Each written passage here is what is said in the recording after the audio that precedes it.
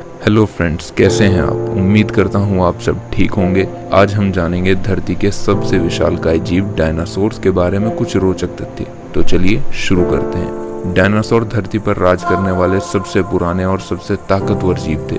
23 करोड़ साल पहले धरती के एक बड़े हिस्से पर इनका राज था। जहाँ एक तरफ डायनासोर हॉलीवुड फिल्मों और वैज्ञानिक खोजों का एक दिलचस्प विषय है, वहीं इनसे जुड़े कई राज ऐसे भी हैं जिनका जवाब ढूंढ पाने में मानव असफल रहा है। जीवाश्म वैज्ञानिकों के अनुसार डायनासोर के अब तक 500 विभिन्न वंशों और 1000 से अधिक प्रजातियों की पहचान की गई है और इनके अवशेष पृथ्वी के हर महाद्वीप पर पाए गए।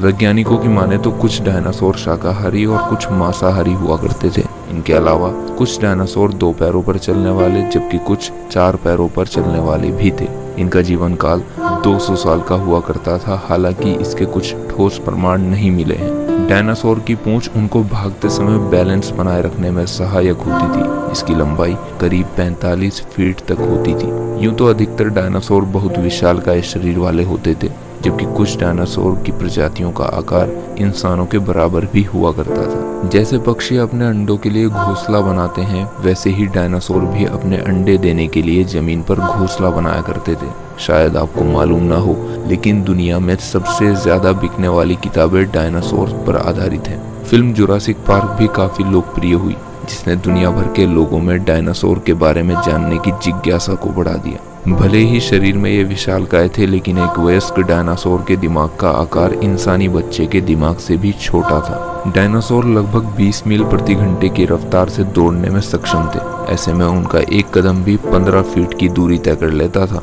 कुछ डायनासोर बहुत ही शांत स्वभाव के थे, जबकि कुछ डायनासोर हिंसक और खतरनाक थे। ये उस समय के सबसे सफल जीव थे, परंतु ऐसा क्या हुआ जिस घटना ने धरती से इनका नामो निशान तक मिटा दिया? इसे जानने के लिए हमें करोड़ों साल पीछे जाना होगा और डायनासोर्स के पृथ्वी पर उस अंतिम दिन को करीब से देखना होगा। तो चलिए चलते हैं आज से करीब 65 मिलियन साल पीछे। करीब 6 करोड़ साल पहले धरती पर मौसम सामान्य था। चारों ओर सूरज की रोशनी बिखरी हुई थी, लंबे लंबे पेड़ों से टकराती समुद्र की ठंडी हवाएं और चारों तरफ डायनासोर के चिल्लाने की आवाजें। जब ये सारी डायनासोर प्रजाति बड़े ही आराम से इस धरती पर अपना जीवन बिता रही थी, तब 10 करोड़ साल पहले ही इनकी किस्मत लिखी जा चुकी थी।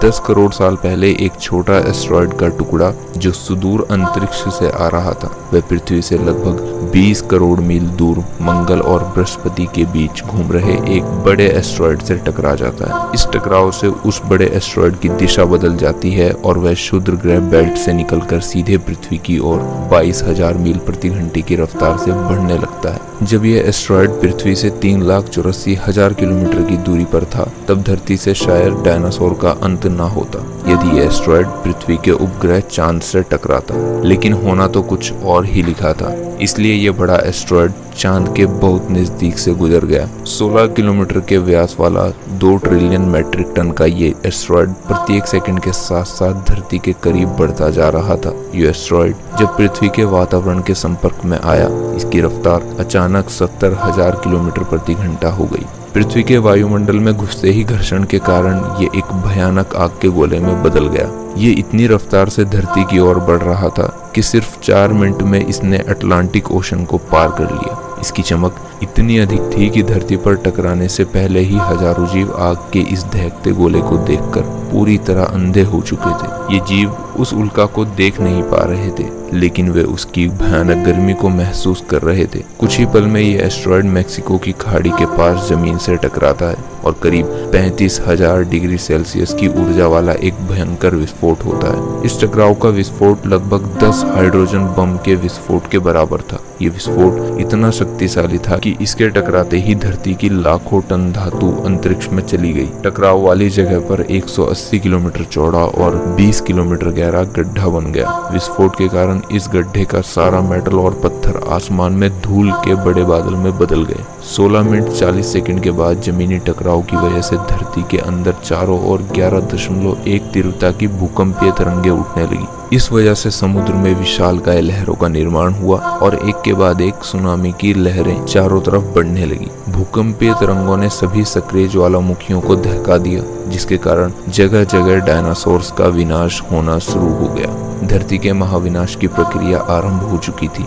इस भयानक विस्फोट में रेडिएशन की मात्रा इतनी बढ़ गई थी कि इसके 800 किलोमीटर के दायरे में आने वाली सभी जीव जलकर पूरी तरह राख हो चुके थे। इस महाविनाश में उड़ने वाले डायनासोर इन जमीनी खतरों से तो बच निकले, लेकिन ये तो महाप्रलय की बस शुरुआत मात्र थी। विस्फोट की वजह से जो लाखों टन मेटल, पत्थर और धूल अंतरिक्ष में गया था, वो ग्रेविटेशनल पुल के कारण ठीक 40 मिनट बाद आग के गोले के रूप में पूरी धरती पर बरसने लगे।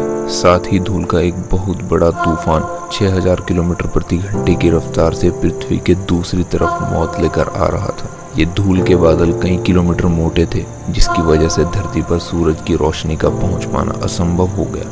गर्म हवाओं का तापमान 100 डिग्री सेल्सियस से ज्यादा हो जाने के कारण धरती पर पेड़ पौधों की लगभग सारी आबादी जलकर खाक हो गई थी। विस्फोट के 90 मिनट बाद धरती का तापमान 200 डिग्री सेल्सियस तक बढ़ गया। इसकी वजह से जो डायनासोर विस्फोट के इलाकों से कोसों मील दूर थे, वो भी इस गर्मी से बच नहीं पाए। इस महाप्रलय से धरती की कुल 90% प्रजाति पूरी तरह खाक हो गई थी और जो 10% जीव धरती पर बच गए, उनमें से भी सिर्फ वही जीव जिंदा रह सके जिनका वजन 30 किलोग्राम से कम था। इसका कारण ये था कि महाप्रलय में लाखों की संख्या में जीव मारे जा चुके थे और पेड़ पौधों की सारी आबादी भी जलकर राख हो चुकी थी, जिसके चलते यहाँ जो बड़े और विशालकाय जीव जीवित बच गए थे, उन्हें भरपूर मात्रा में खाना पीना ना मिल सका। ये कयामत के आने जैसा था। हालांकि डायनासोर धरती से विलुप्त कैसे हुए, इसके कोई ठोस प्रमाण तो नहीं मिल पाए हैं। आई होप फ्रेंड्स वीडियो आपके लिए इन्फॉर्मेटिव रही होगी। अगर हाँ तो वीडियो को लाइक एंड चैनल को सब्सक्राइब कर लीजिए ऐसी ही इंटरेस्टिंग वीडियोस के लिए। सो बाय फ्रेंड्स, मिलते हैं अगली वीडियो में।